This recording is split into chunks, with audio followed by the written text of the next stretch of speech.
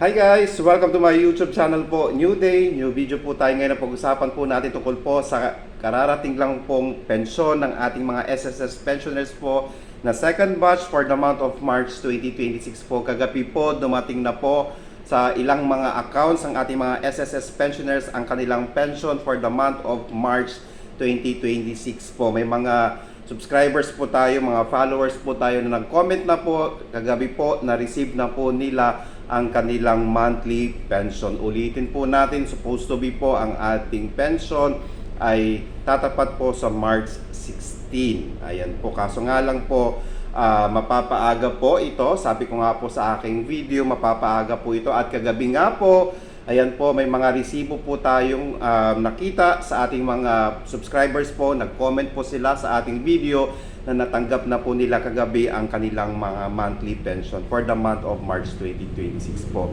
Okay, ayan po, sumasaya po ngayon ang ating mga pensioners po dahil meron na pong dumating. May mga bangko po kasi na maaga po nagre-release ng inyong monthly pension. Okay, at syempre po, parati ko pong sinasabi po ito na wag po natin kalimutang mag-comply ng ACOP or Annual Confirmation of Pensioner para po hindi po masuspend ang inyong monthly pension. Sa ating mga SSS pensioners po dyan, congratulations po sa inyo dahil na maaga po ninyong natanggap ang inyong monthly pension.